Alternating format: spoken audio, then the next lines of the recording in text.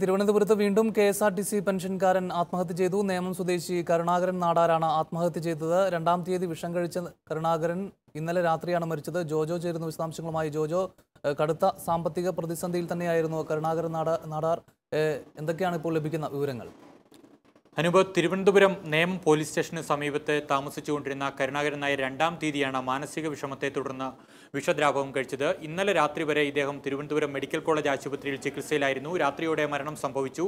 ഇദ്ദേഹവും KSRTCയിൽ നിന്ന് പെൻഷൻ പറ്റിയ ആളാണ്.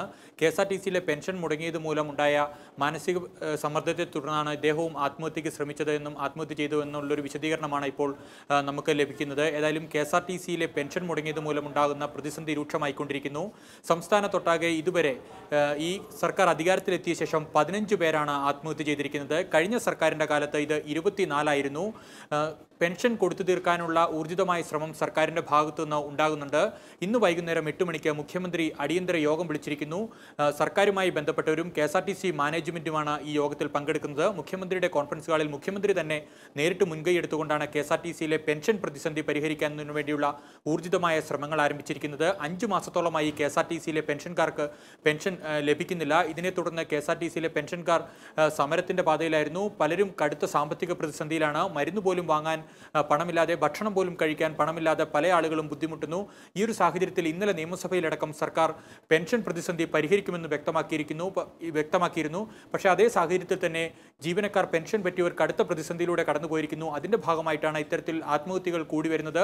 ഞാൻ തുടക്കത്തിൽ പറഞ്ഞ പോലെ തന്നെ ഈ സർക്കാർ അധികാരത്തിലെത്തിയ ശേഷം 15 ആളുകൾ മരിച്ചിരിക്കുന്നു. കഴിഞ്ഞ സർക്കാരിൻ്റെ കാലത്ത് ഇത് 24 പക്ഷേ ഓരോ ദിവസവും ആളുകൾ കൂടുതൽ പ്രതിസന്ധിയിലേക്ക് പോകുന്നു. പല ആളുകളും വാർദ്ധക്യത്തിൻ്റെ അങ്ങേയറ്റത്ത് എത്തി നിൽക്കുന്ന ആളുകളാണ്. ഇവർക്ക് KSRTCയിൽ നിന്ന് ലഭിക്കുന്ന പെൻഷൻ മാത്രമാണ് ജീവിതത്തിൽ ഏക ആശ്രയം. ഭക്ഷണം കഴിക്കാൻ പോലും പണമില്ലാത്ത KSRTC ജീവനക്കാരുടെ വാർത്തകൾ കഴിഞ്ഞ ദിവസങ്ങളിൽ പുറത്തു വന്നിരുന്നു. ഇതിനിടയിലാണ് ഇന്നിപ്പോൾ വയനാട്ടിൽ നിന്നും തിരുവനന്തപുരത്തു നിന്നും 2 KSRTC ജീവനക്കാർ പെൻഷൻകാർ ആത്മഹത്യ ചെയ്തതായിട്ടുള്ള വാർത്തകൾ പുറത്തു വരുന്നത്. ഇപ്പോൾ ജോജോ സൂചിപ്പിച്ചതുപോലെ നിരന്തരമായി തുടർച്ചയായി ഇത്തരത്തിൽ ആത്മഹത്യയുടെ വാർത്തകൾ, പെൻഷൻകാർ പ്രതിസന്ധിയിലാകുന്നതും അതേ തുടർന്നുള്ള ആത്മഹത്യയും സംബന്ധിച്ച വാർത്തകൾ പുറത്തു വരുന്നത് സർക്കാരിനെ എത്രമാത്രം പ്രതിസന്ധിയിലാക്കുന്നുണ്ട്? ഇന്നിപ്പോൾ മുഖ്യമന്ത്രി വിളിച്ച യോഗത്തിൽ ആരൊക്കെ പങ്കെടുക്കുന്നുണ്ട്? ഒരു ആശ്വാസകരമായ തീരുമാനം ഈ യോഗത്തിൽ ഉണ്ടാകുമെന്ന് തന്നെ പ്രതീക്ഷിക്കാമോ? അനുഭവ്, KSRTCയുടെ പെൻഷൻ ബാധ്യത സംസ്ഥാന സർക്കാർ ഏറ്റെടുക്കണമെന്ന് പ്രതിപക്ഷമടക്കം നേരത്തെ ആവശ്യപ്പെട്ടിരുന്നു. എന്നാൽ സർക്കാർ പറഞ്ഞത് KSRTCയുടെ പെൻഷൻ ബാധ്യത ഏറ്റെടുക്കാൻ സർക്കാർ ആഗ്രഹിക്കുന്നില്ല, മറിച്ച് ആ പ്രതിസന്ധി പരിഹരിക്കുന്നതിന് വേണ്ടിയിട്ടുള്ള ശ്രമങ്ങൾ സർക്കാരിൻ്റെ ഭാഗത്തുനിന്നുണ്ടാകുമെന്നാണ്. അതിനനുസരിച്ചുള്ള നടപടിക്രമങ്ങൾ പൂർത്തിയായി വരികയാണ്. സഹകരണ ബാങ്കുകളുടെ കൺസോർഷ്യത്തിൽ നിന്ന് ഈ പെൻഷൻ വായ്പ എടുത്തുകൊണ്ട് പെൻഷൻ പ്രതിസന്ധി പരിഹരിക്കുവാനാണ് സംസ്ഥാന സർക്കാർ ഇപ്പോൾ ആലോചിക്കുന്നത്.